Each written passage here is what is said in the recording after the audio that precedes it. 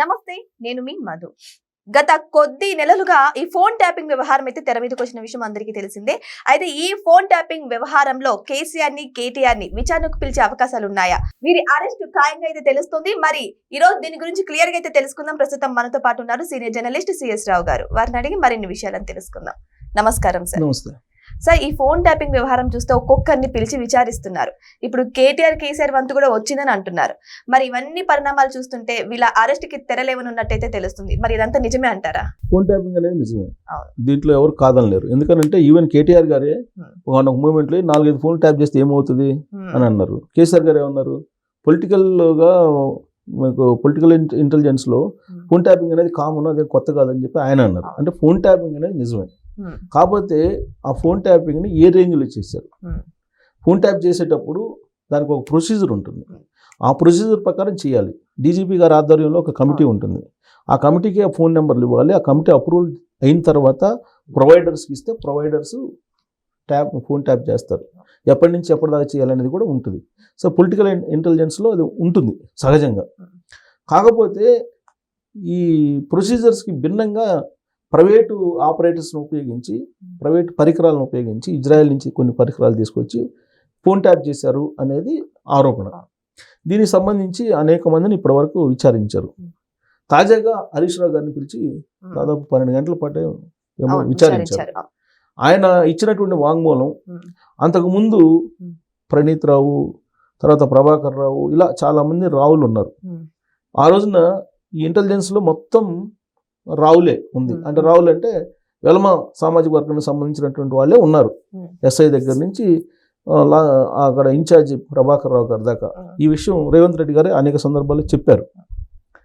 వాళ్ళు మొత్తం వాళ్ళని పెట్టేసుకుని దాదాపు 4,000 ఫోన్లు ట్యాప్ చేశారనేది వాళ్ళు ఉన్నటువంటి అభియోగం.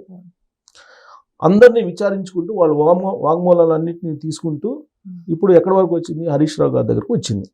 ఒక ప్రైవేట్ ఛానల్కి సంబంధించిన ఓనరు ప్రభాకర్ రావు గారు, వీళ్ళు విదేశాల్లో కొన్ని రోజులు ఉన్నారు. విదేశాల నుంచి వచ్చారు. అమెరికా నుంచి ఒక అతనేమో లండన్ వెళ్ళి, ఇంకొక అతనేమో ప్రభాకర్ రావు గారు అమెరికా వెళ్ళారు. రెడ్ కార్నర్ నోటీస్ ఇచ్చారు. రకరకాలుగా అంబాసిడర్లతో మాట్లాడారు. ఇక్కడ ఇండియన్ అంబాసిడర్తో మాట్లాడి అక్కడ చేశారు. ఇండియన్ ఎంబసీతో మాట్లాడారు అమెరికా. మొత్తం మీద తెలంగాణ పోలీసులు వాళ్ళ ఎఫర్ట్స్ అన్ని పెట్టేసి ప్రభాకర్ రావుని ఇక్కడికి తీసుకురాగలిగారు.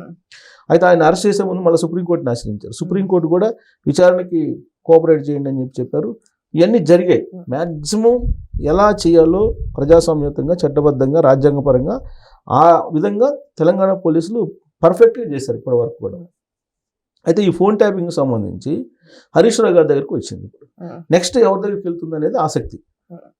ఆయన వాంగ్మూలం అయితే ఎంతకంత ఇచ్చుంటారు కదా. సరే, నాకు తెలియదు అన్నారు, నాకు సంబంధం లేదన్నారు. మరి మొత్తం వాళ్ళ దగ్గర డాక్యుమెంట్స్ అన్నీ ఉన్నాయి కదా, కొన్ని డాక్యుమెంట్స్, వాటికి సమాధానం చెప్పకుండా దాటేశారనేది పేపర్లో వస్తున్నటువంటి న్యూస్.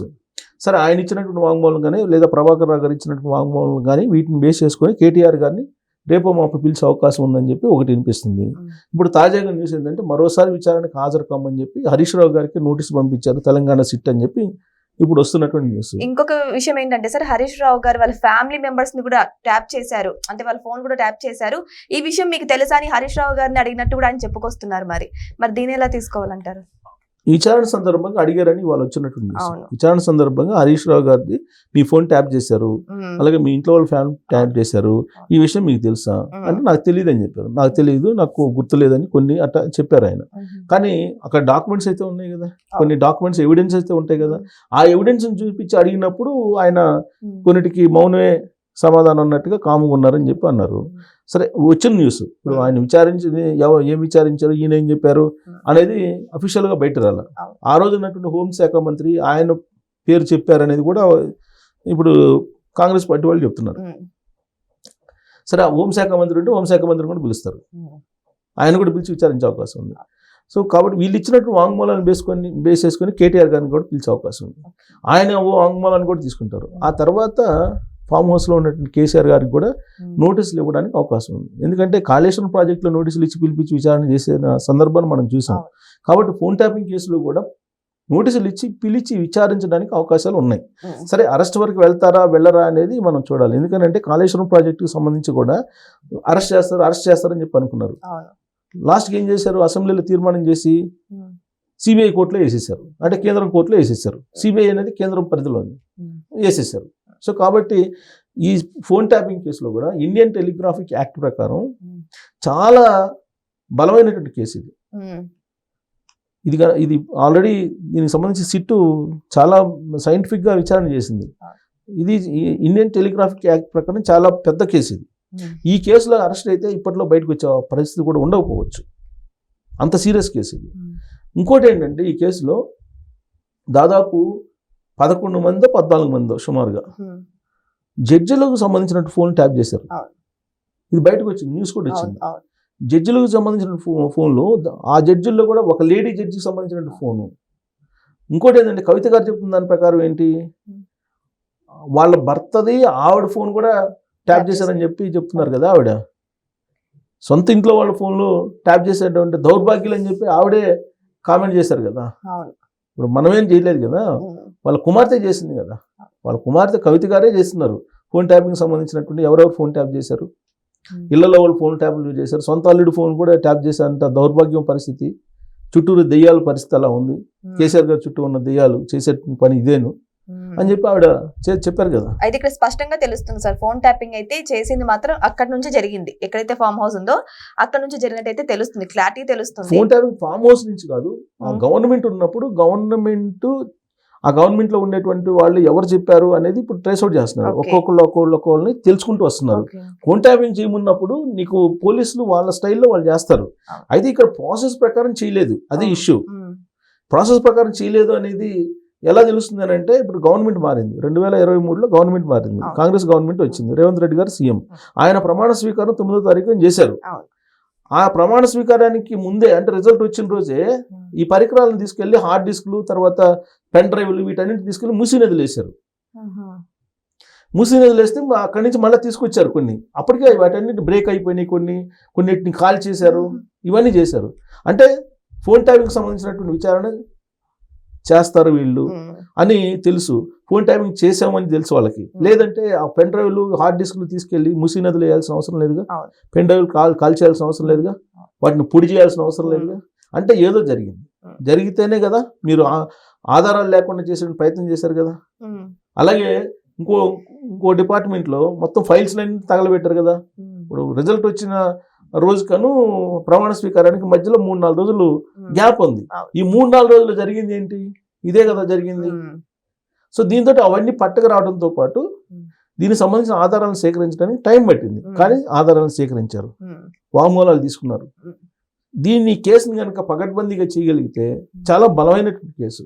పైగా ఫోన్ ట్యాపింగ్ అనేది ఇవాళ వచ్చింది కాదు.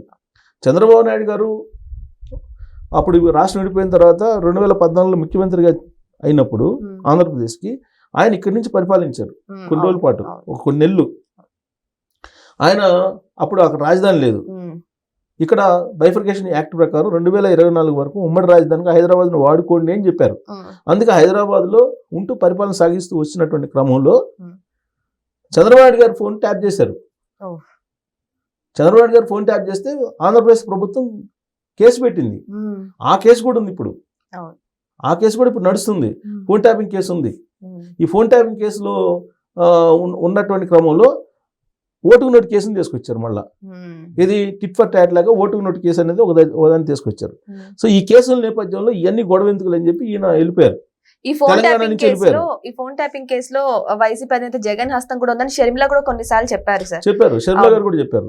ఫోన్ ట్యాపింగ్ లో ఆయన హస్తం కూడా ఉంది. ఇప్పుడు జగన్మోహన్ రెడ్డి గారు ఏం చేసినా కేసీఆర్ గారికి ప్రమేయం ఉంటుంది అనేది ఎవరైనా నమ్ముతారు చాలా మంది. అలాగే జగన్మోహన్ రెడ్డి గారు ఏం చేసినా కేసీఆర్ గారి ప్రమేయం ఉంటుంది, కేసీఆర్ గారు ఏం చేసినా జగన్మోహన్ రెడ్డి గారి ప్రమేయం ఉంటుంది అని చెప్పి తెలుగు సమాజంలో మెజారిటీ నమ్ముతారు. ఎందుకంటే బహిరంగంగా మీ ఇద్దరం ఒకటే అని చెప్తున్నారు. పైగా స్వామీజీ ఎవరు ఉన్నారు, ఆయన నా ఆత్మలు వీళ్ళిద్దరు అని చెప్పారు కదా. వీళ్ళిద్దరు సీఎం కాగానే పూలాభిషేకం చేశారు ఆయనకి. ఆ సందర్భంగా తిరుదండి చిన్నజీర స్వామను, ఆయన విశాఖ పీఠం అధిపతి, వాళ్ళిద్దరూ ఏం చెప్పారు, మా ఆత్మలు, ఈయన ఒక ఆత్మ, ఈయన ఒక ఆత్మ, 2 ఆత్మలు అని చెప్పారు కదా. సో కాబట్టి ఆత్మలు, అలాగే కేసీఆర్ గారు కూడా బయటకు వచ్చి జగన్మోహన్ రెడ్డి గారిని గెలిపించాలని ప్రచారం చేశారు. ఇవన్నీ మనకు చూస్తున్నాం కదా. కాబట్టి వీళ్ళిద్దరూ ఒకరికొకరు తెలియకుండా లేదు. ఇప్పుడు అక్కడ ఏమంటున్నారో ఇక్కడ కూడా అదే అంటున్నారు కదా, పాలిటిక్స్ రప్రప అంటున్నారు, ఇక్కడ కూడా రప్రప అంటున్నారు కదా. సో కాబట్టి వీళ్ళిద్దరిని వేరువేరుగా మనం చూడలేము. ఒకవేళ ఫోన్ ట్యాపింగ్ కేసులో వీళ్ళిద్దరిని విచారిస్తున్నప్పుడు మరి జగన్మోహన్ రెడ్డి కూడా విచారించే అవకాశం ఉంటుంది కదా సార్? వీళ్ళు వాంగ్మూలంలో చెప్తే ఓకే, ఇప్పుడు రేపు కేసీఆర్ గారిని పిలుస్తారు. అవును. పిలిచినప్పుడు కనుక ఆయన పేరు కూడా చెప్పారు అనుకోండి, విచారణలో ఏదన్నా ఇప్పుడు ఒక విచారణ స్టార్ట్ చేసినప్పుడు ఆ విచారణలో భాగంగా ఏదన్నా క్లూ లభించింది అనుకోండి, డెఫినెట్గా పిలుస్తారు. క్లూ లభిస్తే ఇప్పుడు విచారణ సందర్భంగా రకరకాల ఇన్ఫర్మేషన్ వస్తుంది. ఆ ఇన్ఫర్మేషన్లో అక్కడిది కూడా ఉందనుకోండి, తీసుకునే అవకాశం ఉంది. ఎందుకంటే 2019 ఎలక్షన్స్ ముందు తెలుగుదేశం పార్టీకి సంబంధించినటువంటి కార్యాలయాల మీద దాడులు చేశారు. ఇక్కడ చేసి హార్డ్ డిస్క్లు, తర్వాత అక్కడ ఉన్నటువంటి సమాచారాన్ని అన్నింటినీ తీసుకున్నారు. మరి అవన్నీ ఎలా తెలిసిన ఫోన్ ట్యాపింగ్ చేయకపోతే అవి కూడా బయటకు వచ్చే అవకాశం చెప్పలేము. విచారణ మందంతా లోతుగా వెళ్ళినప్పుడు అది ఎటు నుంచి ఎటు వెళ్తుందో మనం ఎక్స్పెక్ట్ చేయలేము. తీగలాగితే డొంక గదిలినట్టు ఎక్కడెక్కడో విషయాలు బయటకు వస్తాయి. సో మొత్తం మీద ఏంటంటే ఇప్పుడు హరీష్ రావు గారి దగ్గరికి వచ్చింది కాబట్టి కేటీఆర్ గారి దగ్గరికి, కేసీఆర్ గారి దగ్గరికి ఖచ్చితంగా విచారణకైతే ఖచ్చితంగా వెళ్ళే అవకాశం ఉంది ఈ దర్యాప్తు. ఆ తర్వాత అరెస్టులు ఉంటాయా లేవనేది మనం చూడాలి. సో ఏదేమైనా సరే ఫోన్ ట్యాపింగ్ కేసు విచారణ కోసం అయితే కేసీఆర్ ని, కేటీఆర్ ని కూడా పిలిచే అవకాశాలు ఉన్నట్టయితే ఎక్కువగానే తెలుస్తున్నాయి.